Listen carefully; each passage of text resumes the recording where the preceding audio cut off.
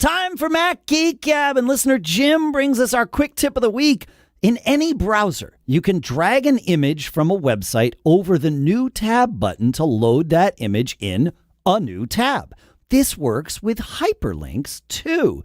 This approach is helpful when a web page takes over the contextual menu to prevent the browser's open image in new tab from showing. For hyperlinks, you can also shift-click to open in a new tab or command-click to open in a new background tab. Lots of quick tips sort of baked into one.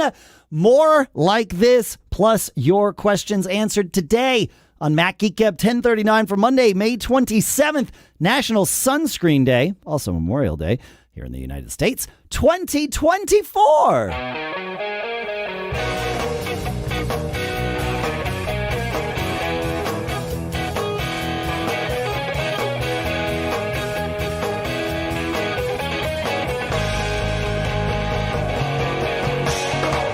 Greetings, folks, and welcome to Mac Geek Gab, the show where you send in quick tips just like that one. You send your, easy for me to say, you send in your questions. We try to answer them. We try to even speak while we're doing that. And you send in cool stuff found. We provide some cool stuff found, too. We do this, A, because we love it. We love it. We know you love it. That's why we're all here. And B, so that hopefully every time we get together, we can each learn at least 5 new things. Sponsors for this episode include Ecamm.live. We're using promo code MacGeekGab at checkout. Gets you 1 month free. And Fastmail.com/MGG, where you can go to get you get it free for 30 days and then 10% off your first year of the email provider that I use for my my main inbox. So we'll talk more about both of those in a little bit. And for now, here in Durham, New Hampshire, where it finally has started to feel like summer, I think we skipped spring. I'm Dave Hamilton. And here on the windswept plains in South Dakota, I'm Adam Christensen. It's windy. Oh, there you go. Not windy here, finally, for once. And also in southeast New Hampshire, Pilot Pete. Good to be back with you, gents. Making this a regular thing. This is cool. Yeah, the three of us, 2 weeks in a row. Yeah. What are the odds? What are the odds? Well, somebody could calculate those. Maybe we could even just feed ChatGPT with the URLs to all the recent episodes, and it could figure out the percentages for us, which would be, I think it actually probably would, right? Probably could, yeah. Yeah. Because we do list the, who was in attendance. Who's here and who's not. Yeah. Present and accounted for. I'm glad all of you listening are in attendance. That's what ChatGPT doesn't know. Quite frankly, we don't know either. We don't track you in any way. So, I mean, we do count when people download the show, but that's we don't know who. Yeah, that's it. Yeah. But we're glad you're here. We are glad you're here. Absolutely. Because if you weren't here, we wouldn't be here. I mean, I'd still want to have all these conversations, but we probably wouldn't. Wouldn't be as regular. If no one else is listening, it wouldn't be as fair. regular. No, you're right about that. Yeah. You give us purpose. Porpoise? A porpoise, yeah. Sorry. No, never mind. The Rocky Horror thing in my brain, I can't. State lines and porpoises and state lines and porpoises. All right. Well, you know what we should do? Yeah. What's that? Some quick tips. Oh, yeah. You want to do more quick tips? I do. Yeah, let's do. From you Mark. Got one for us? Yeah. Mark says, I can't count the number of times I've used preview, and a large subset of that use was to rotate a PDF or photo. The little box with the curved arrow above it in the toolbar will rotate the file to the left. I just clicked it 3 times if I needed to rotate it to the right. So going around the horn. Today I found out, though, that you can hold the Option key down, and when you do that, the arrow moves and will rotate the file to the right. Brilliant. Amazing. Yep.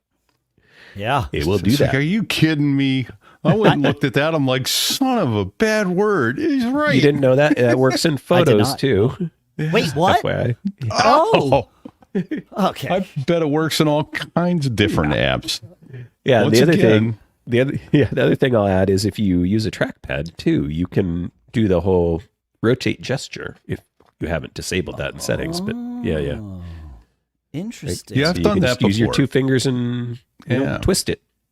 Yeah, so, I've done that before, accidentally at times, but yeah,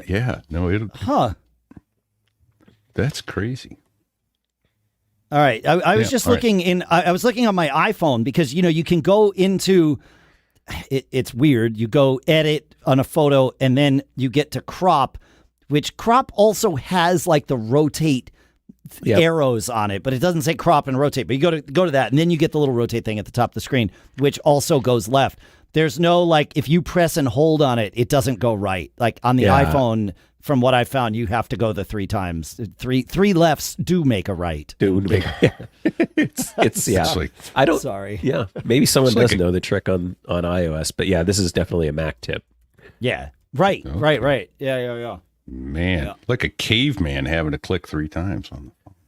I've always clicked 3 times in preview, so thank you. But I do think I'm pretty sure if you have a Magic Keyboard or a keyboard in an iPad, it will work. And probably if you Bluetooth connected a keyboard to your iPhone, which you can do also, you can do it too on your iPhone if you really wanted to. I've never had much need to connect a Bluetooth keyboard to my iPhone, but you could do it.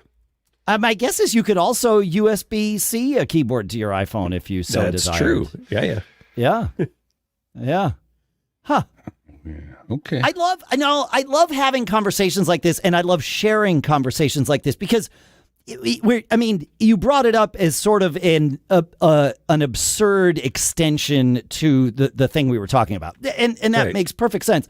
But there's like one person out there who needs to do something like that, and that's going to stick in their brain. And it's like, oh my God, I never thought about this. And so that's one of the things I love about doing this show is that there's enough of us in the Mac Geek Gab family here that the things that are sort of the extreme logical extensions of a discussion actually are relevant to, a percentage of us. Fair enough. Great. Yeah. So, yeah. Yeah, Brian8944 in the Discord chat at live.macgeekgab.com said, so many things I learn about the option key listening to this show. It's true. Right. Try the option key, folks. That key is everywhere. Gold. Everywhere. It seems more useful than the control and command keys put together, I swear to God. Not that those aren't useful. You need them. But the option key does so many cool things. I agree. Yeah. Just go into an app, hold down the option key and look at every menu and option on option and see what changes. Is a great way to learn. And then command new stuff. option and control option and see it change there too. So just play with it. Love it. So all right, you want to take us to Daoud? I do, because here's the cool thing that I found out. A couple cool things. So Daoud is from NorCal, and so I'm going to throw some aviation trivia in there, everybody. So when you're going into Oakland, San Francisco area, you talk to NorCal Approach, because that's Northern California. When you're going into LA or Ontario, you talk to SoCal Approach, Southern California. So that's what NorCal and SoCal is for those who aren't aware. But Daoud from NorCal writes in and says, I wanted to share a quick tip about quickly switching apps. On any Apple device with a home bar, I've tested this on the iPhone and iPad. Instead of lifting up on the home bar until it shows your recent apps and then going back through them, you can just drag the home bar to the right to go back to your most recent app, or you can swipe back a few apps until you get to the one you were looking for. And now it will be the most recent app, but not all the apps you swiped between it and the one you started from. This has made switching back and forth, even when you don't have the arrow in the top left corner pointing to Safari or Mail or whatever previous app you were in the top left corner. It makes it switching back and forth a whole lot easier. And my response to Daoud was, whoa. I didn't even know what a home bar was. It's that little white bar at the bottom of your iPhone screen. It's about 1 inch long when you're in an app. It's not there in your home screen, but when you have an app up and there's a little white bar at the bottom, that's your home bar. Not your home boy, that's your home bar. Well, and we're all so used to using it because we don't think about it this way necessarily. I swipe up until I get all my apps. It is the thing that you swipe up on, even though we probably don't think of it that way, but Apple thinks of it that way. When we're swiping up from the bottom, we're actually swiping up on that home bar, right? And so that's so it does other things, but yes, just swiping to the left or swiping to the right or to the left, depending. The one thing that gets weird is Apple's decision as to when the timing it reorders the apps. Is something that's a little wonky. Yeah, I think if you go back, let's say you have 5 apps and you go back 3 apps right away, that becomes app your most recent one. Right. Yeah. Right. But if you go 1 and then you go 2 and you wait too long and you go 3, it doesn't reorder. It's weird. It's weird. Yeah. But here's how bad it was. I had to Google home bar in iOS. I had no idea what the home bar was. You didn't know what it was called? No. That's fair. Yeah, what's the home bar? So, what did he install on his phone? Yeah. Do you know why it's called the home bar? Well, it used to be a home button down there. Right, exactly. So when they replaced the home button, they needed some sort of visual indication of how do you get home? How do you do the home button things? And so they added the little bar, home bar. It just became a natural thing in using iOS because iOS is most of the time really intuitive. It is. Never knew what to call it. We complain about the nitpicks of the timing of the reordering of apps, for example, but iOS is insanely intuitive. Yeah. It really is. If you think not, hand an iPad to an 18-month-old. I remember when I'm sure I've told this story on the show before. We had a review iMac from the Elo Touch folks. So it was a touchscreen iMac, like a Bondi blue iMac that was retrofitted to be touchscreen. Okay. And it was sent to us to test it out, and either they never wanted it back or it took them a long time to want it back or whatever. So it wound up, we wound up kind of putting it in our daughter's room when she was, 18 months old, maybe 2, I don't know. And I remember maybe a little older, maybe 2.5. And I remember one day, we set up some games for her on it or whatever, and it was fine. It worked great. And one day she came and she's like, Daddy, I need help with something on my computer I don't quite understand because I can't read what it's asking me. My differential calculus has got me stumped. Exactly. She's like, I need you to tell me what the words say. And I was like, okay. And I realized that she was about halfway through installing Acrobat Reader, which is what we used to use to read PDFs before Preview was there. I guess you still could. And I was like, wait, how did you get, how did you get here? It was fine. I was more impressed than anything else. And I realized, oh, wow, even without being able to read, she knew to click on the yes button because that one was the, in standard button. Dialogues, that's the one that's highlighted. So she got herself to a point where she could read. And then I think the EULA came up and that did not have a default yes or no on it. So she was like, I don't know what to do here because, she couldn't actually read. And it was like, man, look how, to your point, look how intuitive this stuff is. It's fascinating. That's awesome. Yeah. It was, it was like we all knew that it was intuitive, but to see it in action, like, wow, somebody that can't read was able to get this far on this. That's pretty cool. Yeah. I had a guy actually call me a couple weeks ago. Wasn't there. And then I got a text message from him about a half hour later. He goes, oh, sorry. That was my grandson playing with my phone. Oh, yeah. Yeah. And the story about Woz with his favorite prank calls. Oh. So Woz has always been Steve Wozniak, co-founder of Apple Computer. Just in case there's anybody who doesn't know, there are kids ask your parents about Woz. But Woz has always enjoyed repeating numbers, patterns, things like that, right? It's a thing. So fine. When it became possible to get an 888 number instead of just an 800 number, like when 888 was approved as the area code here in the United States for toll-free numbers, Woz immediately signed up for one and got 888, 888, 8888.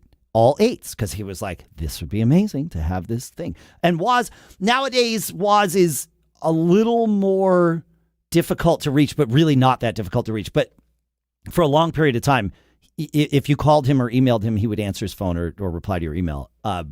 It got to a point where that was sort of impacting his quality of life, and Janet, his current wife. No, Janet really kind of took over sort of managing that part of it for him, because he's just such a warm, kind guy, and it wound up taking, no one individually that I know of was taking advantage of him, but en masse, this wound up sort of dominating his life. So, but anyway, this was back before that had happened. And so, he would always answer the phone when it rang, and he had it going to his main phone, whether that was a cell phone at the time. I can't remember the timing of things, but it was like the phone that Woz would answer. So anybody who dialed 888 or all eights would get Woz.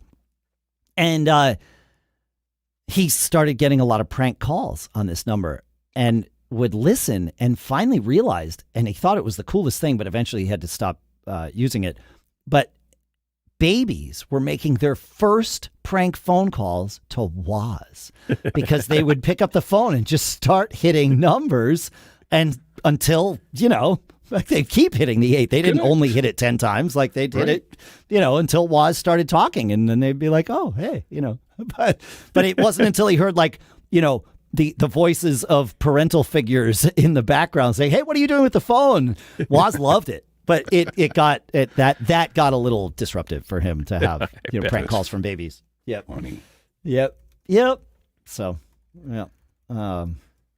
So anyway, memory lane. PCUnix has our next quick tip. He says, I was being driven crazy. My Apple Pencil was erratic, sometimes not working, sometimes working. I tried rebooting. I tried repairing. I did a forced restart. Nothing helped. Then I used messages to contact Apple support. Great way to contact Apple support, by the way. They asked, is the tip of your Apple Pencil loose? By gosh, he says it was. He says all I had to do was tighten it and everything was fine again. This was in our Discord at macgeekgab.com/Discord, and Robster replied. He says, I had the exact same problem with the previous Apple Pencil. It was working fine for a long time, then just stopped, even though it was still charging okay. Took it into an Apple store on a whim with my iPad, and their pencil worked fine but on my iPad, but my pencil did not work on theirs. Then the genius looked really closely and said, it looks like there's a small crack in the tip. Swap the tip from the Apple Store pencil, and all burst to life. So, yeah, there you go. Randy Walker says he fidgets with his a lot and is screwing and unscrewing it constantly, which, it can cause this. And then the genius sold him a 4-pack for $20. Ow. Is that how much that is? Yes. Yeah, they're about $5 a piece, unless you go to the link in our show notes where you can get 4 for just over $6 on Amazon. Oh, I see a link in the show notes. Yes, a 4-pack for a 4-pack is $6.99, a 2-pack is $4.59. So yeah, there you go. Yeah, it's slightly cheaper than $5 a pop. That seems. And anybody who's had an Apple Pencil and dropped it has gone, oh, son of a bad word. Yeah. They do give you one originally, or they did. They do give you a spare. That's true. Yeah. I've never replaced mine, but yeah, interesting. Oh, yeah, that I'm sorry. $7 seems like a little the more right reasonable. place. Yeah, a little more reason. $20 for just the tip is too much. I would think. Well, you get 4. Okay. Even still, but still $5 a pop. Yeah, I know. Just the tip. You want to take us to Grumpy let's there, move Adam? on before this goes way off the rails. Grumpy says, I found I was having this issue on my Mac Mini some years ago when I had both the wired Ethernet and the Wi-Fi on the same network. I was doing this to get Apple continuity goodness, which generally requires both Bluetooth and Wi-Fi.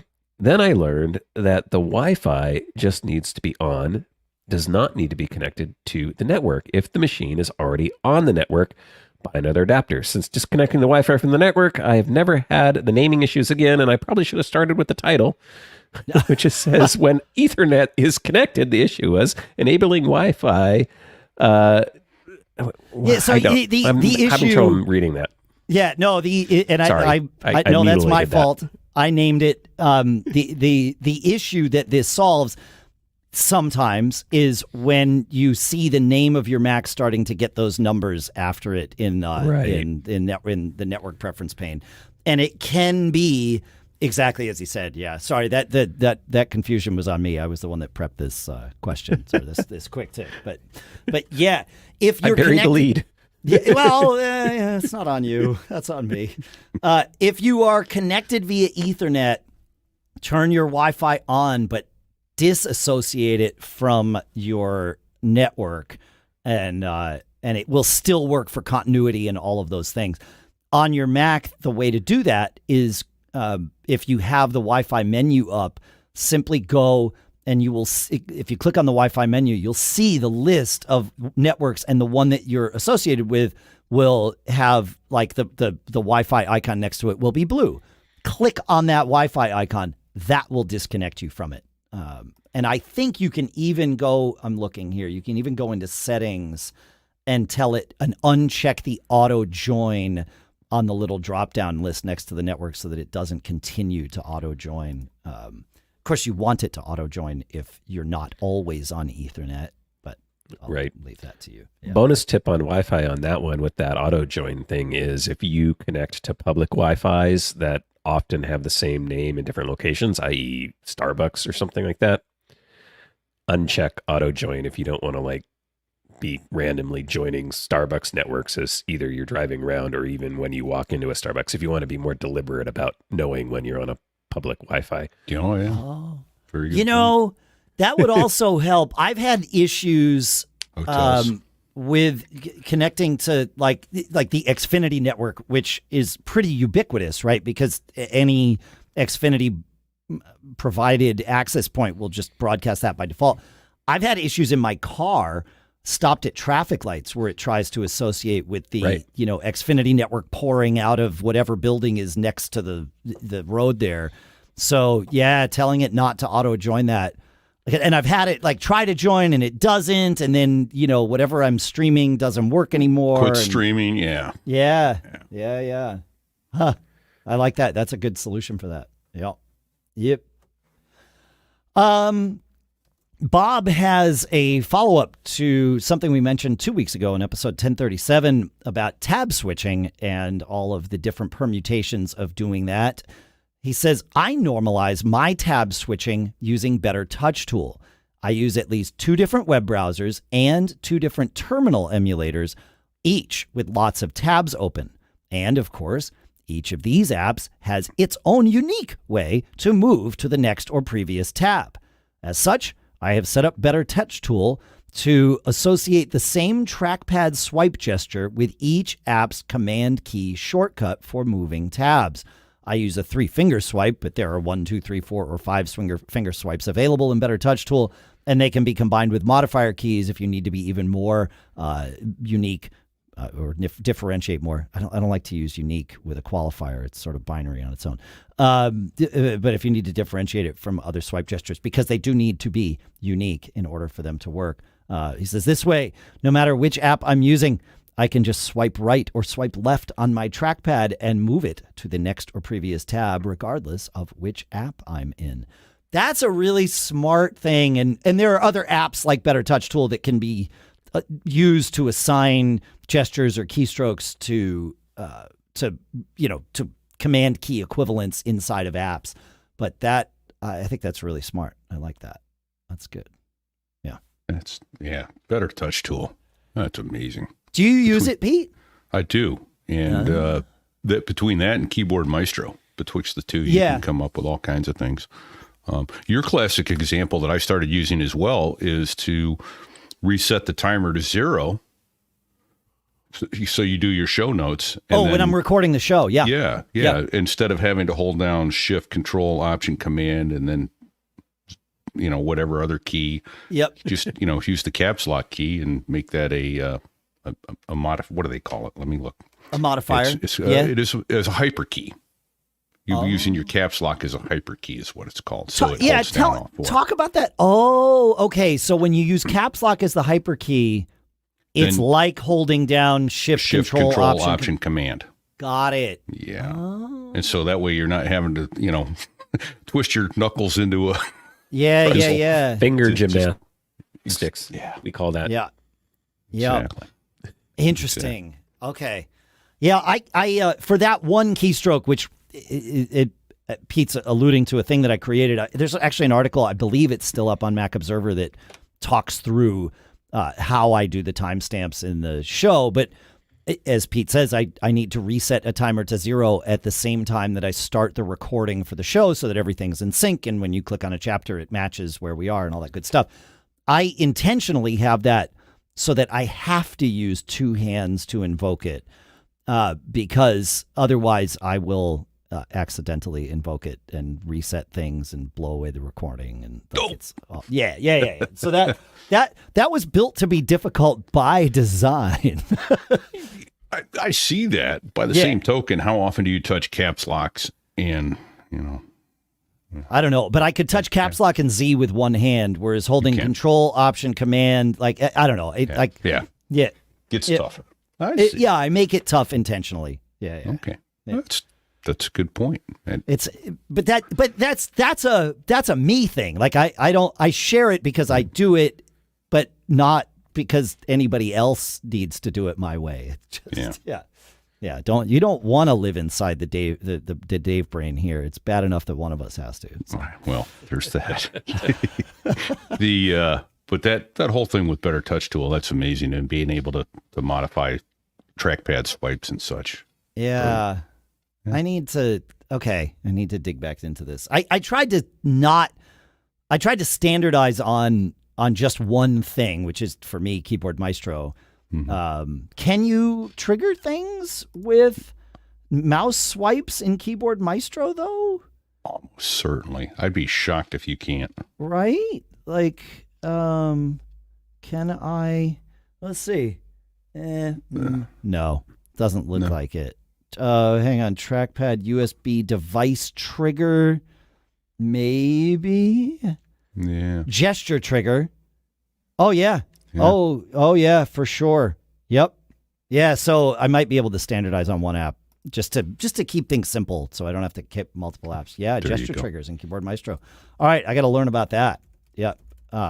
It just scared me because as soon as I pulled up the gesture trigger in one of my actions, like I saw arrows like floating from my mouse cursor and was like, oh no, not right now. Show's over, folks. Yeah. Glad you could be here. Yeah. Hopefully that didn't stop the recording. So, all right. You want to take us to James? Absolutely. Let's do that. Before anything else goes wrong. James writes in, he says, as we know, you're able to move windows from screen to screen in multiple display environments, and you can even invoke spaces by dragging a window up to the top of the screen and wait a moment for spaces to arrive, and you can move around that way. But wait, there's more. It even really catches fish. No, different one. Different commercial. But wait, there's another way. Today, I was trying to copy a photo from Photos into Messages, into a Messages conversation. But rather than just a simple select Command-C and then move back to Messages and do a Command-P like a troglodyte, I decided to experiment. I started by dragging the photo out of Photos with the intention of dropping the image into a window, a trick that works great when Photos and Messages are side-by-side windows. However, these were on different spaces. So I dragged the photo down to the dock, hovered over the Messages icon, and this brought up the Messages window. But it was still in its original space, and that didn't change. So here's the kicker. Hit the space bar. This snaps your working environment into the space or window, and you still have your photo outline grabbed. You were holding down the mouse button / trackpad the whole time, right? I would assume. You have to be. And then you can drop it into the Messages window, and bam, instant attachment. So, very cool. Quick. Huh. Yeah. Huh. because you can do it obviously from Finder. You can drop a photo right in there like that. Yeah. But when you're doing it from Photos, sometimes it gets a little wonky as to whether or not it gives it to you. Yeah, and then sometimes it changes the resolution. And I don't know when it does. I suppose I could learn and know whether I'm getting full resolution or not, or what. But all right, so I have a question. Because this is something I run into scenarios like this often enough that what I wind up doing is I drag it to the desktop, right? And then I have to go find it on the desktop to drag it into the app that I want to, like I move to the app that I want to get to, and I have to drag it in there. And then it clutters up my desktop. Eventually I'll realize, I got to go clean that up. I'm going to delete it from my desktop or whatever. I know that there are apps out there. We've talked about them on the show. None of them come to mind by name at the moment, but that essentially give you like a little temporary trough that you can just drag things into and then drag things out of later. And maybe you have it only hold 5 things or something, but essentially like a clipboard history for files that I'm dragging around to different places. I bet SetApp's got some in it. I bet you're right. I'm curious, of those things that any of you out there use, what's the one that, like, which ones do you like? I see in the chat, Kiwi Graham is already answering. He uses a clipboard switcher called Paste, and evidently you can drag things into that clipboard. Nice. So, yep. And Paul Conaway in Discord says Yoink on iOS. Yoink is the one that I couldn't think of by name. Yes. Okay. Well, here's what I've always done is I'll select a photo or a group of photos, and remember you can use Shift if you want to get them contiguously, or Command if you want to skip over a photo, that sort of thing. Then I grab the say 3 photos, and then I just use Command Tab until I get to Messages, and I drop them on Messages, and it goes that way. But if I don't use spaces, and that's specifically what he was talking about in this one, that could get harder if you're using spaces. But no, you're right about that. Like once you've got things dragged, you can use Command Tab to switch apps. That is a good, like that's its own quick tip, I think. Yeah. I use that one all the time. Yeah. I used to use way back in the day, and it's still around, Pastebot from Tapbots, because I just like Tapbot apps. Okay. Yep. But and does that do the like drag and hold, like does that essentially do something? It was like you could have multiple clippings and recall clippings, and you could even build sequential paste clippings, like so where you stack up a bunch of things and then have them re-paste in sequence. So like you could get multiple parts of a document. And Yep. My issue is that some of these things, and maybe it's the clipboard manager in Keyboard Maestro specifically, but my understanding is that when I run into a scenario like this, it's that the clipboard would not work for it for whatever reason. And I have to actually be dragging a file, because that dragging a file actually uses different, like, frameworks in macOS to get things different places. But I don't think this had the tray thing though that you're talking about. Okay. So maybe I got a little off track here. No, this is good to talk about. I think Yoink is that. Yeah, it's a shelf for your files. That's the one. Yeah, I've used and that it is one in as setup. well. Yeah. Cool. I think that one will even go do the whole between devices thing, if I'm remembering right. It looks like I don't know if it's I think you can sync it through iCloud or something like that. So like Yoink is also available for iPad, iPhone, and iPod Touch. You are correct. Yes. All right. Yep. You may have said this. It's amazing how much you sometimes miss when we're going through these conversations, but Paste is in SetApp if you didn't say that. Oh, I did not say that. Okay. Yeah. Amazing. Amazing. Cool. So, I got asked the other day by my wife about, she wanted to put BusyCal on her laptop. Yeah. Because she got my old laptop. And I'm like, no, went and looked. And she's like, oh, it says you're all logged into SetApp to your 3 devices. And I go, oh, don't pay money. I'm like, it's like $3 a month to add another machine. It's not much. And it's worth every penny. Yeah. No, SetApp is great. Yep. I agree. I'm kind of sad that I can't use it on iOS currently, right? Because if we were in the EU, then that would be an option for us. So. Yeah. Well, hey, get your VPN going. Show them that you're in the EU. Tell them you want it. Yeah, but the iPhone, we've already talked about this. The iPhone knows I'm not in the EU, even if I have a VPN running. So dang it. I'd have to hack the GPS satellites again, and that just gets so tedious. Yeah, the Department of the Army gets all upset. Super upset. Like they did. Yeah. The airliners landing at the wrong airports. Yeah, it's like war games in my yard again. It's terrible. Yeah. I stumbled onto a thing this week that made me super happy. I am subbing for a friend's band later next month, and I have to learn a bunch of the songs that they play, cover songs. And so he sent me a spreadsheet that listed kind of the songs actually in the orders that we plan to play them at least on this particular night. I don't know if they have a set show or whatever, but whatever, doesn't matter. And it included the name of the artist, the name of the song, and I think maybe even the key that was in, because that's super important for me on the drums. And then and then it had Spotify links for each of the songs, which is really helpful. Sometimes people do YouTube links, sometimes people do Spotify links, but to the version that the band has learned, right? Sometimes it's, the studio version that's kind of the default version, but other times it's a live version because, a studio version where it fades out is never gonna, how do you want to do that on stage? I've always said that Tom Petty's American Girl is like the great litmus test as to whether or not someone has done their homework coming into the gig. Because if you say to a sub, hey, let us know if you have any questions about song endings or whatever. If you've got American Girl on your set list, which fades out on the record, every band has come up with their own way to end it. And if you don't ask the question, it means you didn't do your homework. So I had this list of Spotify URLs, and I'm like, great. Well, but it's 35 of them or something.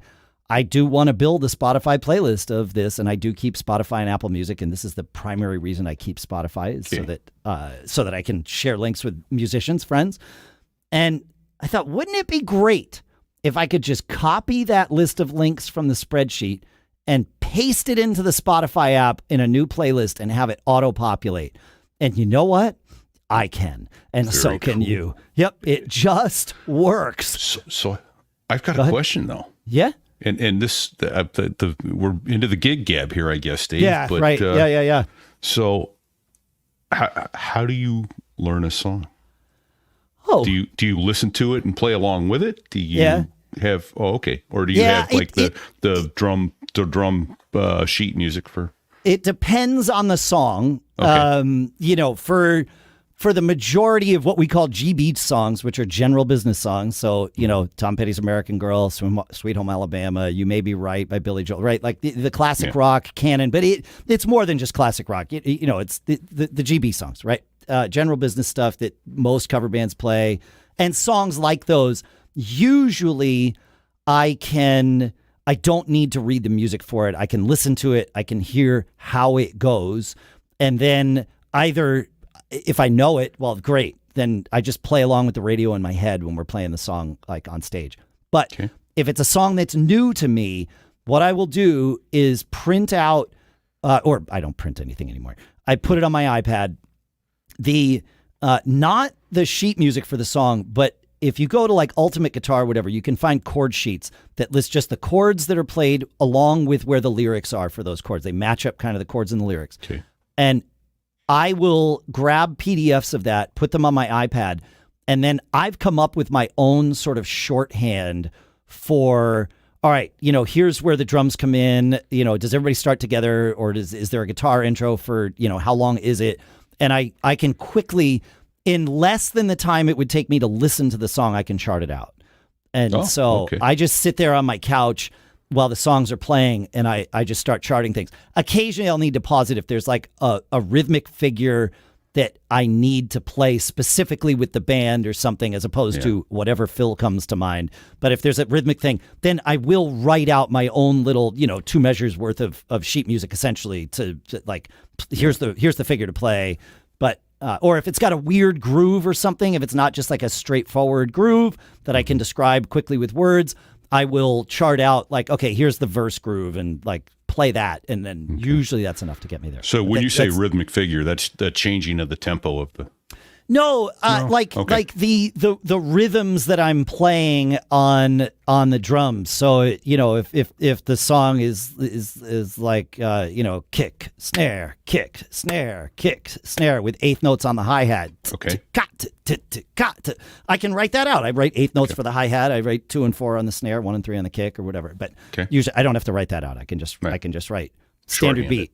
I just write standard groove, and then I know. All right, it's a 2/4 groove, But again, that's my own shorthand, and I've had people. I subbed for a friend's band years ago out in California, Paul Kent's band, and I made up charts for a bunch of the tunes, and then he had another sub a year later, and he was like, "Can you share the charts with him?" I'm like, well, I can. But I don't think they're going to mean as much to him as they do to me, because he now needs to learn how to get inside my head. Yeah. But yeah, and it's already crowded in there. It's already and we've already established he doesn't want to do that. So yeah, that's how that all works. All right, folks, you ever feel like your live streams and videos are missing that extra spark? Well, don't get caught looking like an amateur. Check out our sponsor, Ecamm Live, the all-in-one live streaming and video production studio for your Mac. Whether you're streaming, podcasting, running meetings, or just recording videos, Ecamm has got you covered. You can stream and multi-stream. You can record high-quality videos. You can present seamlessly into apps like Zoom, Teams, and Meet. So much. It's like having a full video production studio at your fingertips. Camera switching, adding graphics, lower thirds, logos, bringing in guests, you name it, Ecamm does it. It's super easy to get started and fully customizable for all of you tech tinkerers out there. It'll be as complex as you want it to be and as simple as you want it to be at the same time. We've known the folks at Ecamm for a very long time. We've used their tools for years, and Ecamm Live is as absolutely fantastic as you would expect from them. So are you ready to level up? You can learn more at www.ecamm.live. You get 1 month free of Ecamm Live using our promo code macgeekgab at checkout. That's 1 month free of Ecamm Live when you use promo code macgeekgab at checkout. Don't get caught without it, and our thanks to Ecamm Live for sponsoring this episode. All right, I've got a question for you. Have you ever felt like your email provider is spying on you more than your nosy neighbor? Well, don't get caught with a creepy inbox. I've been using Fastmail, our sponsor, for years, and it is hands down my favorite email service provider. Fastmail is an independent, employee-owned provider that's been offering a premium inbox experience for over 20 years. No ads, no creepy data sharing, just a clean interface and innovative features that value your time. For as little as $5 a month, you get a private inbox. And with their new multi-user plans, it's more affordable than ever to secure email for your household or your business. Share custom domains, manage separate personal and work emails, and enjoy features like scheduled send, snooze, and custom swipes. Plus, Fastmail's got 24/7 human support and seamless integration with password managers like 1Password and Bitwarden. So don't get caught in the email dark ages. Make email better for you with Fastmail. Try Fastmail free for 30 days and get 10% off your first year at fastmail.com/MGG. Again, that's fastmail.com/MGG. You can make your email work for you, and our thanks to Fastmail for doing what they do. Like I said, I've been using them for years, and for sponsoring this episode. All right, let's do some questions, and I think Felix will kick us off. Hey guys, how's it going? My name's Felix. I'm a long-time listener of the show, and I have a question for you about Spotlight search and indexing. So I have an M1 MacBook Pro 16-inch model running Ventura 13.6.6, and the problem is that every time, well, not every time, but annoyingly often, I'm searching for files, and I do like the command spacebar shortcut, and it can't find a file because indexing isn't running. Ooh. And my question is, how do I get the system to work but not be indexing all the time? Hoping you guys know a workaround. I'm aware of the setting or sort of hack where you go into system settings and you go into Spotlight privacy, add the drive or the folder that you want Spotlight to avoid indexing, and then add it, and then you remove it. Is there a better way of doing that? And what are the consequences for adding or putting something in there permanently? Does that mean that if you add a location in there, Spotlight does not search that location or doesn't update that location? I'd appreciate understanding how that all works. Thank you so much. Thanks for the question, Felix. So, I believe this has changed over the years, but kind of starting with the latter half of this, I believe that the adding to that and removing it from there doesn't necessarily impact the index itself. It just impacts where results are going to come from. It may stop it from doing future indexing, but I also don't think, and again, this may have changed. I could be very wrong on this. Feedback@macgeekgab.com. I don't think it deletes the index and then recreates it. So, while that can sometimes solve a problem, my proposed solution would be to ensure we are deleting that Spotlight index and allowing it to get recreated from scratch, because it sounds like it's corrupted. So I would delete the Spotlight index either from the command line with the mdutil command or from OnyX. If you don't want to mess with the command line, and OnyX is free and it will do it for you, and it deletes it, and then, we'll rebuild it, but hopefully only one more time. That's my thoughts. Adam, I see you shaking your head or nodding. Yeah. I thought that the whole ad thing did delete, but now you're getting me to question myself. It might. It did back in the day, like way long ago, but I haven't done it in years. Oddly, I was just saying in the pre-show, somehow I've never had issues with Spotlight. My Spotlight got messed up, so I'm going to be doing this exact same thing at some point probably here. The app I think I use, and I was just going to double check that it's in here under maintenance, but I'm pretty sure that it is. I use CleanMyMac 10. Oh, or yeah. X, excuse me. Yeah. Okay. Yeah, CleanMyMac X, which has a reindex Spotlight option. And do we know if that deletes it? Because I ask this because I know that you can tell Spotlight to reindex and replace the index, but if the database files themselves have some corruption in them, right, that doesn't always do it. I know that OnyX deletes the Spotlight index, and you can also do that with the mdutil command. I wouldn't just delete the files outright like that. I don't know what would happen. Yeah, I'm looking at CleanMyMac, and it's not clear. It says reindexing. This initiates a complete reindexing of your Mac's main search engine. Yeah. Okay. Does that mean it deletes it, or? Yeah. I mean, it sounds like if it's a complete reindex, I would imagine it has to reset it back to 0 and start from nothing. But I would agree. Yep. Like, I would agree. Yeah. It doesn't say it deletes it though. It right. says a complete reindex. Right. Yeah.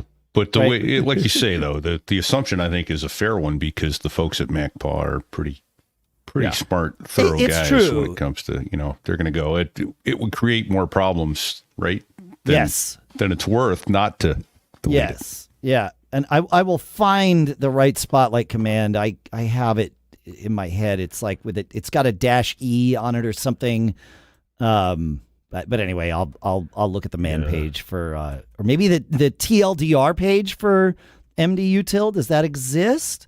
It does. So TLDR is this awesome command to install into your terminal because you can issue what I just typed was TLDR space and then the command mdutil, and it shows me for this one the 4 most common invocations of that command and what they each do. And MDUtil-E with a path to the volume is the one that that I wanted to do here. So I will put this command in the show notes to highlight what it does. I'm assuming that's a homebrew brew install. TLDR is installable with Homebrew. Yeah, brew install TLDR. And yeah. I didn't know about that one. That's my tip for this week for sure. I'm it's pretty awesome. Yeah, right after the show. Yep. So I got to jump in here because we talk about Homebrew all the time. Yep. Like everyone knows what it is and uses it. We want a brief description of what that is as well. Yep. So Homebrew allows you to install commands into your terminal easily. It's the right word for it is that it is a package manager. But if you're not used to using a terminal, then you would never have heard that term before. So think of it as like the free app store for the terminal. You install Homebrew, and then from there you can install and remove and update other terminal-based apps. Yeah. I use it for a lot of web development stuff. So I use it to update and install things like Apache web servers and MySQL, Maria database apps and all that fun stuff, along with a bunch of other things. But there's also all the, so there's a lot of command line things that, Apple chooses to add or remove at different points. So that another great one is, I think I use it to install wget instead of, because that got removed in favor of, I think, curl, which is a utility for pinging or hitting websites, simplifying it, but basically it's a way to hit a URL from the command line. I'm trying to make sure I credit the right person. CGHMCCC in the Discord chat says, make sure to mention Cake.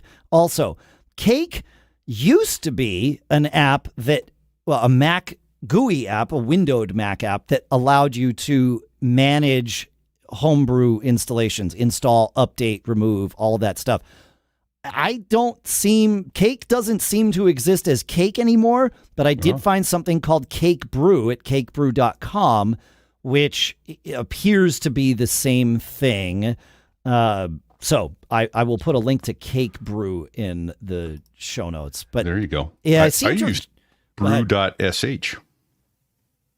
Well, brew.sh is where you're going to go and install Homebrew. Yes. Right. Okay. Okay. But then once you do that, you have to install and manage apps. Packages from the terminal. Cake Brew lets you install and manage them from a windowed interface. From a GUI. From a GUI. Yeah. It's great. Graphical user interface. Nice. Yeah, so you get to see what's installed. I want to have this on my Macs. It's ridiculous that I know I'm comfortable with the terminal, but being able to just see this stuff makes life way easier. So sure. Yeah. So I need to install Cake Brew as well. I'm not going to do it right now. I'm gonna wait. So thank you. Go ahead, Dave. What could go wrong? Well, you want a list? Use Arc while you're doing it. Yeah. All right. Should we help Doug? Yes, please. Try and help Doug here. Yeah, so Doug says, I present weekly in a church setting. I use an iPad to control the Keynote presentation, which is on a computer in the back of the room. I know that the issue is not related to distance because I have no issues whatsoever when I practice on Sundays. So this is controlling the Keynote presentation. Here's the issue. When I'm speaking, I use an iPad Pro 4 to advance or choose the next slide. Every week now, it will hang. What I mean by hang is that it will be very slow to advance, or it may not advance at all. The person in the control area often has to advance the presentation. The lag problem does not show itself on Saturdays when I practice. There are only two things that are different on Sunday. I have a theory that either the lag is due to Bluetooth or Wi-Fi interference from other devices, or the act of active streaming. Do you have any ideas? That's because they're also streaming via OBS. And so he says, I would also be open to other software other than OBS, which is a streaming app. But, we're a small church. Thanks, Doug. And he says, P.S. I came to your show because I used to be a MacCast listener, and I enjoy listening and learning. Well, welcome, Doug. Thanks for coming over. There you go. Awesome. I tried to answer this one, and but I think he's got it down right. It's Wi-Fi and or Bluetooth interference when there's a bunch of people betwixt him and the control center with their iPhones and Androids on. There's all kinds of extra noise. And as someone pointed out, especially if the Wi-Fi in the church is open and shared with the congregation, now it's really slowing things down on probably something that's not even a prosumer level. Yeah. Somebody pointed out, I think in the chat, like if it was open, even if people aren't using their devices, we have iCloud syncing and photo syncing and somebody hits that network and suddenly it's just so so the first thing I would say is I would say if you are doing that, then take your church router and set that up so that you have a guest network and a separate Wi-Fi on the network that you're on, the clergy and the lay readers and that sort of thing. And then the other thing I said was have the person up in the control center use an iPad to advance since they're sitting right there next to it. Maybe. Which is what they're doing. Yeah. I mean, yeah. Well, I'm assuming they're using the trackpad or the arrow keys on the Mac itself. I see, just as a test to use the one in the... If you're closer to it, is the interference from across the room worse than... But yeah, something needs to give. I have Something's got to give. Well, I would test it on Saturday with OBS, right? First of all, just to rule that out, right? So, one variable at a time, make sure that, do a stream with OBS, see if that causes the issue. If it does, well, now you know kind of where to troubleshoot.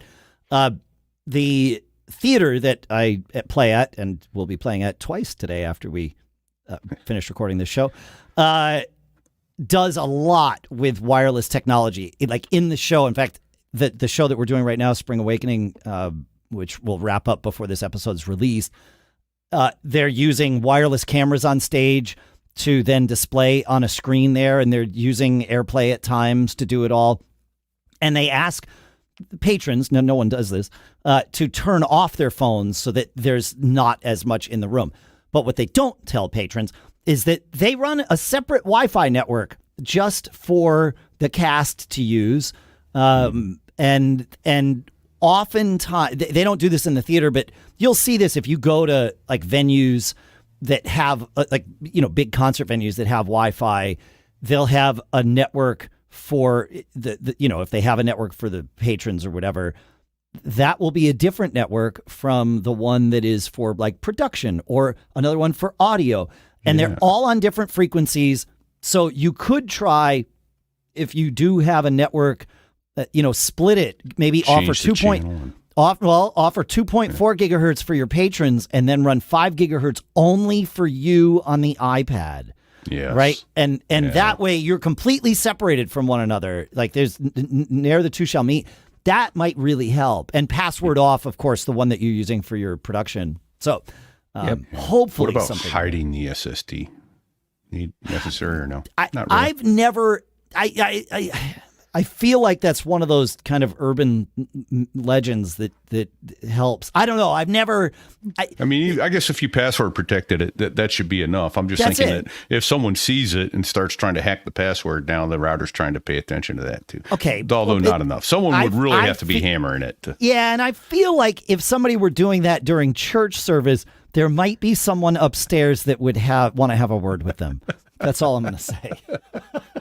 In the balcony, you mean? That's what I meant. Yeah, in the balcony. Correct. Yes, Pete. I don't know. It just seems like, maybe if somebody's spending most of church service trying to manually brute force hack the Wi-Fi password, there's maybe another lesson to be learned here. That's right. Yeah. You're into today's lesson. Yes, right. I don't know. It seems like I don't know if there's a certain chapter and verse that addresses this, but maybe there is. It's been a while since I've read the Bible. It is a fascinating read. I read it in college. I loved it. It's fascinating, and it's like the most popular book. It's like, why not read it? Yeah, it is the bestseller of all time. So All right. Where are we here? So there you go. That's the thing. But yeah, I don't think hiding the SSID is as helpful as we like to make it. We like to think that it is. So yeah. All right. Moving on to David. Yeah. Yep. Okay. Yeah. David has a simple question. If I can ever, I know where I put it. Now I know why I can't find it. Great. David says, can I teach my iPhone to change its default way of spelling a word that is dictated to it? My example is if I verbally fill in a message field, like in iMessage, and I say the word okay, in my mind, I am thinking of that as the 4-letter version of okay, O-K-A-Y. iOS will invariably replace it with the 2-letter version of okay. I realize this is a fairly trivial problem. However, apparently I use that word more than I would have thought when I'm messaging people, and it turns out I really don't like it when my iPhone sends it with the shorthand spelling abbreviation. I guess I don't like looking lazy when I'm typing things out. So, can I change this default spelling? It's not really an autocorrect issue because if I type out the word OKAY, iOS does not have any issue, nor does it offer to replace it. But when I say it out loud, it thinks I am saying it as the letters, no matter how many times I've previously overridden that spelling choice or typed out OKAY manually. I think I've also encountered this occasionally with the spelling of a name, but I can't recall now which words those would have been. But I do remember wondering if I could teach the app how to spell a name that I know I will be using again and again. Any thoughts, Adam?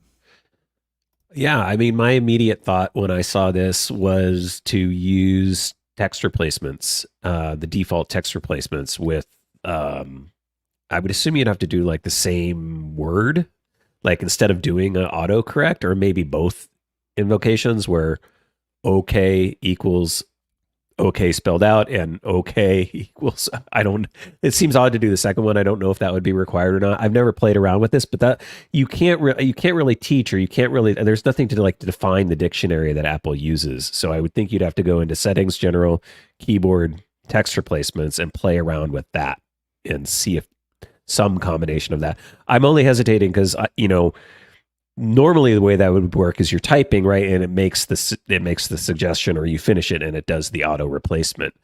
So I would assume that works with dictation as well. So you would hope it does. Yeah, one would think. I like your idea of putting 2 entries into text replacements. So one would be, the letters OK, and then the replacement would be OKAY, and then the second would be OKAY replaced with OKAY. And right, we found that we found that second version is the answer to the I want to teach my iPhone that my last name is a correct spelling, even though you think it's not, or something like that. Right. I was going to say, a weird place name or an individual's name. Yeah. Yeah. So you put the same thing in twice for that, but I don't know if that informs the dictation engine. Right. Yeah. That's the question mark that I have. So you might have to play around with it. And we may have to come back to this if that's not the solution, but it's worth trying. Yep. Yeah. The other thing I'll mention, and I think I've mentioned that I do this with text replacements, is if you're like me and just a bad typer, there's certain words that I constantly mistype. Download is one of them. For some reason, I always swap the O and the A. So I put text replacements in for that. Like I'm going to type this wrong. Fix it for me. Yeah, right. Right. Yeah. Huh. Yeah. I don't know. Well, I think what we've learned from this is that okay is a 4-letter word. Yes. Yes, that's right. And that's okay. And that's okay. Now, when you said it, though, you said okay with just the 2 letters, right, Pete? Yes. Okay, just making sure. Blocktek has a question. This is going to be, I would call it a geek challenge. And if someone does have an answer for this, great.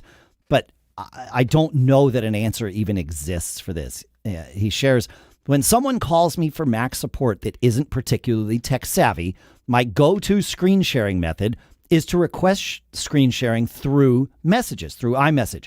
When it works, it is brilliant. All it requires is that the remote back be set up to receive messages on the user's iCloud account, and I can go from there. Don't have to waste a lot of time talking the client through installation and registration of a special app, or talking them through how to share their screen via Zoom and turning on permissions and all of that. If it's someone I work with often, I will install the Splashtop client, and all they have to do is enter my email address and password for me to get access. However, screen sharing via messages only seems to work about 50% of the time. Often the sharing request doesn't even appear on the client's thread on my machine, or if it does, they simply never get the request. I've played around a lot with various settings on my client's machines, sharing, privacy, etc., but nothing seems to enable sharing this way on a Mac that doesn't initially and reliably just work. When Apple needs to remote control their customers' screens, it also seems to just work flawlessly. I suspect they're using the same method or something similar, though maybe they have a little backdoor built in that supersedes any settings that would normally block screen sharing. Any ideas? No. I've seen this. How about you guys? Is it... So I haven't used this feature too much. I'm assuming when you request screen sharing, there's a notification that maybe pops up that the person needs to accept? Yes. Maybe being the operative word. Yes. Okay. It sometimes shows up. Sometimes it doesn't at all. Well, that's what I'm getting at. Yeah. That's what I'm getting. That's where my thought is going, is so sometimes it's not showing up. Is it possible the client has do not disturb or some other focus mode turned on that's blocking the notification? I mean, I'll answer your question. Yes, it's possible.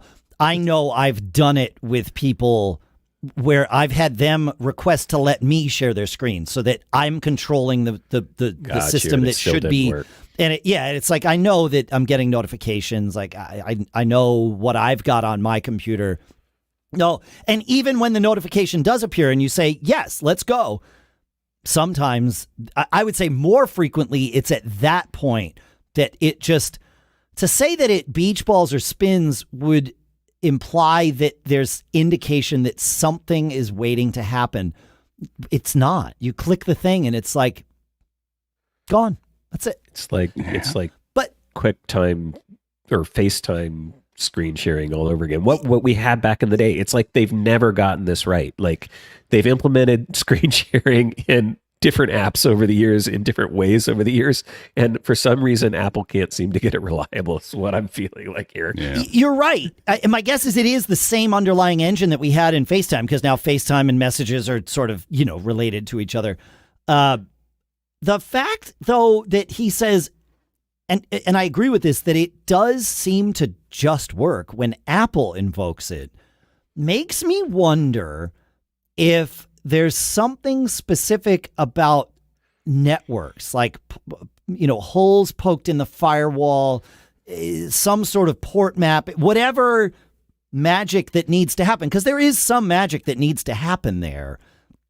And I wonder if Apple has their network set up to be the most friendly for that. Like, I wonder if that is the clue to the answer here. Yeah. Well, the question is, how can I make messages screen sharing more reliable? Right. So I'm not sure that you can, or that it has to be messages, but there is the screen sharing app.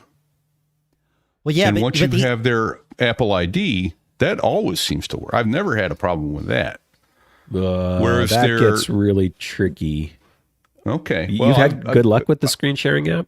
I have. And I've, because the thing is, when you're on messages, now are you trying to screen share their iPhone, their iPad, their laptop, their iMac? Then it becomes, my answer is, I don't know that you can make messages screen sharing more reliable.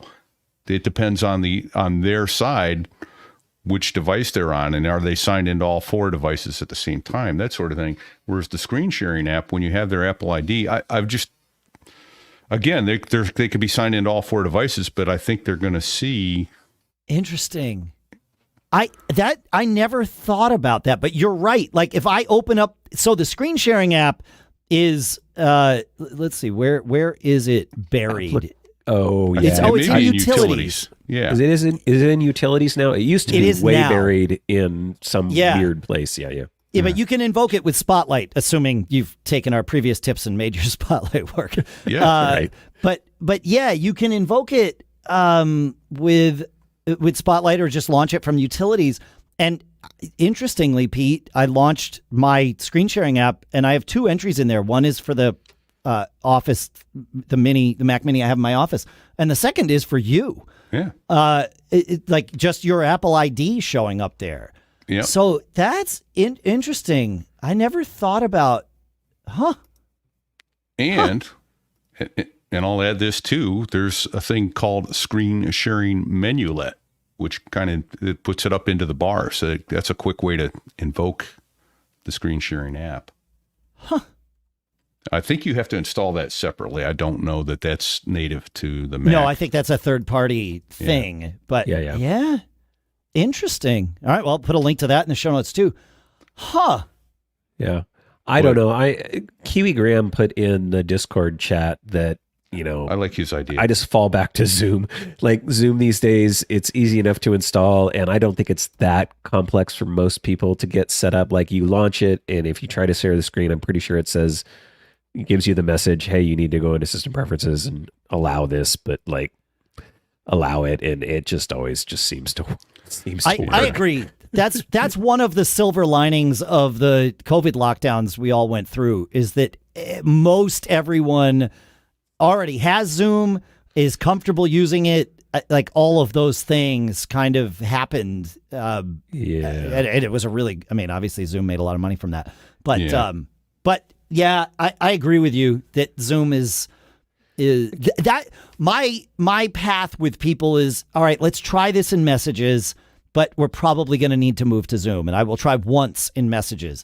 But I might try in the screen sharing app the next time Messages fails for me. Yeah, I've been able to help my mother-in-law and all that with that. And then just real quickly, Brian Monroe points out that, the way Apple has their network set up, as long as the tool is built for modern OSs, he thinks it does not require a login, unlike screen sharing, the way screen sharing does. And he thinks that that's the key. And I will point out, anyone who's ever done this, Apple does something different, because if you get to something that has a password window, it automatically disconnects them so they can't see your password. Right. Even if you tell them, hey, look, just, I don't care if you see the password to this one. They can't. Nope. It's not possible for them to stay connected if a password window comes up. That's true. Interesting. The one caveat to I think screen sharing in Zoom though is right. You can't remote control an iOS device. I don't think. No. Right. No. Yeah. No. Where I think with Messages, I think you can. Right. You can you control an iPad? I think so. I don't know. Apple can. I didn't know that you or I could. We'll have to test that, or send us a note. I thought you could these days. Maybe you can. Feedback at macgeekgab.com. If so, that passed me by. Wow. All right. Hold on. You said feedback at macgeekgab.com. That's what you said. Yeah. Feedback at macgeekgab.com. Okay. All right. Got it. Yeah. Feedback at macgeekgab.com. Yeah. All right. Should we? I had something brilliant to say about that, and then we went into the shtick. All right. If I think of it, I'll come back to it. I promise. Yeah. All right. Good. Yeah. We are running short on time in a variety of ways, but let's see if we can do Mark's question quickly here for us. Please. We could do that. Yeah. So Mark wrote in. He says, "I'm spending a lot of time outside of the U.S. and my roaming charges are out of control. Well, I can use a local eSIM to get cheap local data and calls. It's the cost of receiving calls or text to my roaming U.S. number that are killing me. I had thought about switching to a SkypeIn number or even a VoIP provider and giving that to everyone instead, but I'm concerned about all those services that insist on sending you a 6-digit text code to verify you. Skype explicitly says they don't support that, and from what I read, the VoIP providers suffer the same problem. Their numbers are blacklisted for verification purposes. Does anyone have any suggestions?" I do, because I do this with some things, and my daughter does it with way more things. She recently moved to Italy, as I think I've mentioned, She took her phone number and ported it to a Google Voice number so that she still retains her old U.S. phone number, even though her current phone number is an Italian number. She can get all the 2FA text messages to her Google Voice number. And then, of course, anybody that sends her a text message, if they forget or they don't know that her number changed years ago, she still gets all that stuff. But I was just working with her the other day, and her her U.S.-based bank texted her a 2FA authentication code to Google Voice, and it just showed up in her email because that's how that works. But it would show up in the Google Voice app on the phone. So I think Google Voice might be your best bet for this. And then you can make calls with Google Voice using IP, using like data as opposed to, voice minutes. So that's my thought. Also does a really nice job of screening calls for you. It does. If you set it up to do that. Yeah, it's got a fun little interface for that. State your name and I'll get back to you. Yeah. It's pretty good. It's pretty good. Yep. Yeah. All right. And then WhatsApp is almost universal in Europe and Asia. But but that's different. That's different. That's different. Because someone's still texting his numbers. That's a problematic part of the issue there. So you can port a cell phone number into Google Voice. So if you still have an old landline or a VoIP number from another provider, you often are going to have to make the hop via a cell phone number. When I did it for myself, but also with my daughter, we jumped. Oh, well, hers was her cell phone, so that didn't matter. But just getting a short use SIM, and I ported my whatever it was, my Xfinity voice number or something to a T-Mobile number for 3 days. Which and then as soon as it became a T-Mobile number, I could port it to Google Voice, and it's just parked there forever. And Google Voice is still free, so Yep. There you go. I remembered my brilliant point from the last one. So let me not. I'm sorry, Adam. Did I cut you off? No, you're good. Oh, okay. Jump desktop. Just jump desktop. Okay. We'll put that link in the show notes. Another way to quickly control other computers and iOS devices. Yep. Great. And that does a lot of hole poking through firewalls and ports and all that. Yeah. Cool.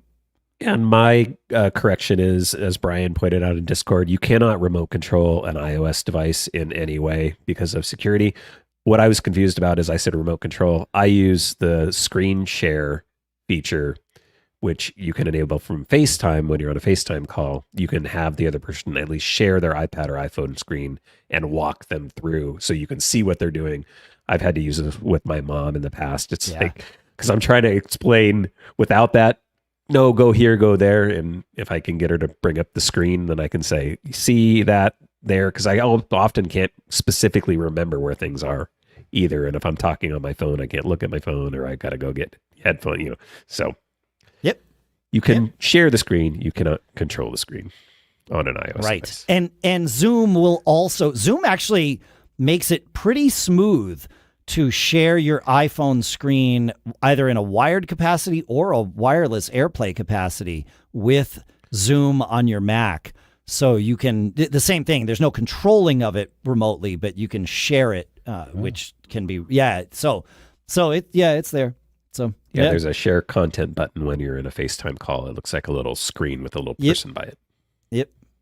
Cool. All right, folks, thanks for hanging out with us. I do want to take a minute and thank everybody whose contributions came into Mac Geek Gab Premium. We had CJ ask, do you take contributions via Discord? We don't yet. We've talked about that. But there's so many different paths. Right now, the best path, I think, is to use our premium system at macgeekgab.com/premium. You can use Apple Pay there. You can do whatever you want. Again, it's, as I always say, it is optional. It is appreciated, not required. So I want to thank the following people for $10 contributions. Let's see. We have Daniel in San Diego, John in Wake Forest, Michael in Robbins, Felix in Princeton, Joseph in Marietta, Paul in Lawrenceville, Kevin in Edison, Barry in Des Plaines, Jeff in Chesterton, Bill with an APO box, James in Amity Harbor, Thank you all for your $10 contributions and $25 contributions in the past week or so from Rick in Traverse City, Harvey in Shoreham, Monroe in Morgantown, Mark in Knoxville, Jim in Harvard, John in Fredericton, and Timothy in Coralville. So thanks to all of you for your contributions. And again, it's macgeekgab.com/premium if you want to learn more about all of that. We didn't get to everything we wanted to this week, guys, so we're going to have to do another show next week. So that's just how it's going. All right. Yep. I guess. we get to do another show next week. Let me put it that way. Yeah, all right. Exactly. Yeah, that's how I feel about it too. Thanks to CashFly for providing all the bandwidth to get the show from us to you. Make sure you check out Pete's other shows. So there I was. My other shows, Geek Gab, which Pete mentioned earlier in the episode, and Business Brain. They're all linked in the show notes. You can follow us on all the socials. That's all linked in the show notes too. Make sure to check out our sponsors. You can go to macgeekgab.com/sponsors. That lists everything and is routinely updated. But for this episode, of course, ecamm.com/live. Sorry. And fastmail.com/MGG. One last piece of advice, Adam? Anything? I would say don't get caught. Made on a Mac.